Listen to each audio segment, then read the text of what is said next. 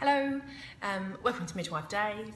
That's me because they couldn't pronounce my name, so I got the nickname Midwife Dave. Today in our series of videos I'm going to talk to you about bottle feeding. And the reason for this is very often these days you don't get the information you need. You get a lot of information and advice about breastfeeding, but not about the bottle feeding. I think it's only fair, it's your choice. Now, although we tell you that breast is best, which it is, for some of you, it's not what you want to do, or maybe physically you can't do it. Don't beat yourself up about it. As long as you're feeding your baby and your baby's thriving, you have nothing to worry about, you're doing a great job. Okay, key things about bottle feeding. Equipment. You are going to need equipment.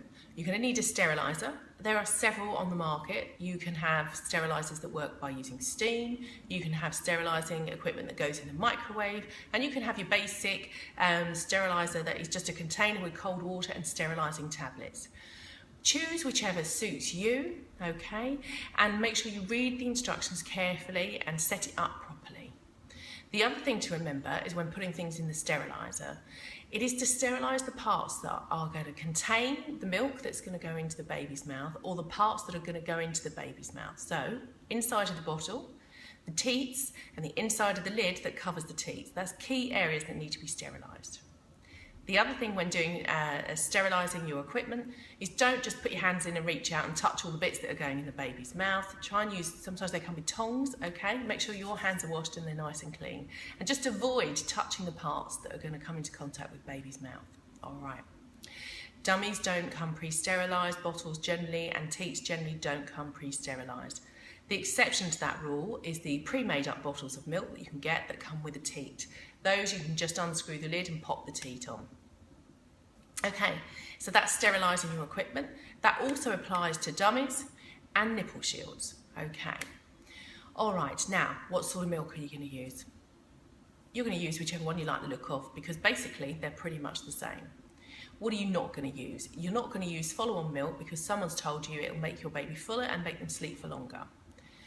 Babies have very delicate intestines and stomachs, and they're very sensitive to the chemicals that are in the artificial milks. And while it's safe, if you use the wrong type, it's going to cause them lots of problems, maybe gastric problems. They will anyway be prone to more wind because of the nature of the milk, and also because they're sucking from a teat, and so they're taking much more air. You'll know that your baby's got wind because baby will fight the bottle. It'll be obviously agitated by something. Very often they bring their knees up and scrunch up into a little ball, and that's a really good sign that they've got a bit of wind. Okay, we'll concentrate on that a little bit more in a minute. So you're going to choose which milk you want to use. How are you going to make it up? Read the instructions. All the milks come with the instructions on the side, so just follow them really carefully. Don't be tempted to put in heaped scoops of milk, okay? It's not going to make any difference. Your baby's tummy is the size of a marble, all right, when it's newborn. And if you put too much in it, all the baby will do is just sick up the extra. So it's not going to make your baby sleep all night, and baby should not be sleeping all night when it's new anyway, okay? So follow those instructions to the letter, all right? How much are you going to give your baby? Aim for about 30 mils when baby's newborn. Baby will take somewhere between 15 to 20. It may well take the full 30, but don't expect it to. It's good to offer a little bit more, have more in there, okay? And for it not to finish the bottle than to not have enough, because that's more difficult to judge. You can't work out whether your baby's crying because it's got wind or because it's still hungry. All right? Check your teats. The teats come in different shapes and sizes. Your baby might prefer one to another. They also come with different flow speeds. So some are really fast flowing, and that's a bit much for a new baby, and some are a bit slower. So check those out.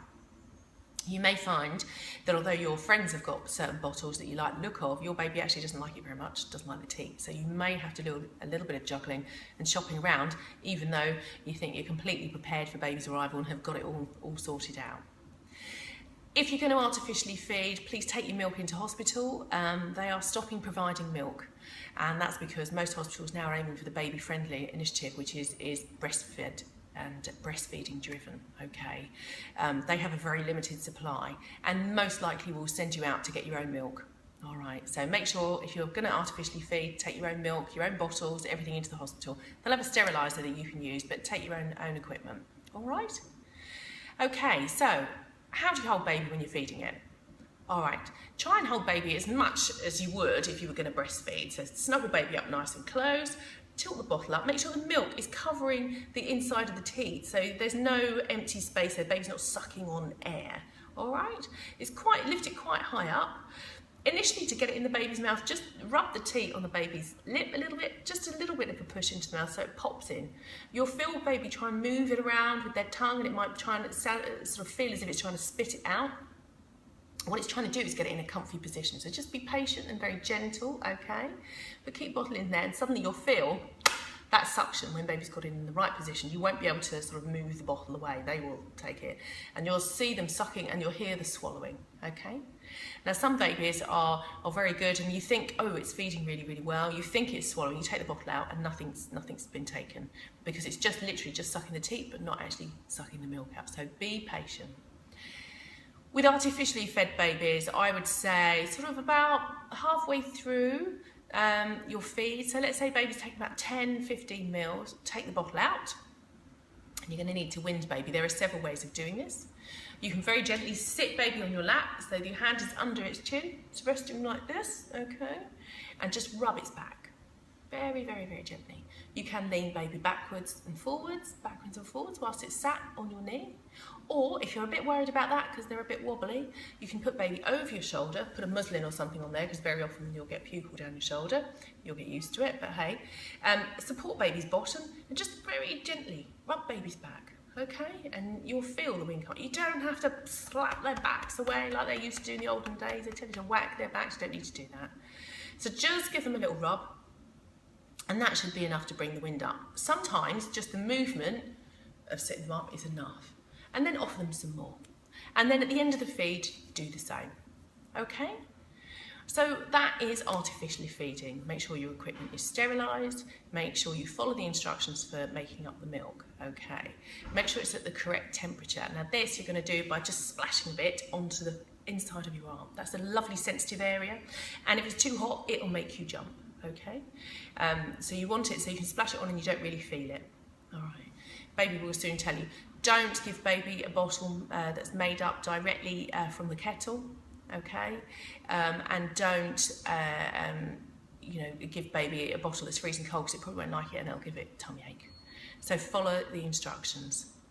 There are lots of equipment that's out there that will help you heat the bottle on the move, and do all that. But don't make up your bottles before you go anywhere or for overnight. That's the current recommendation.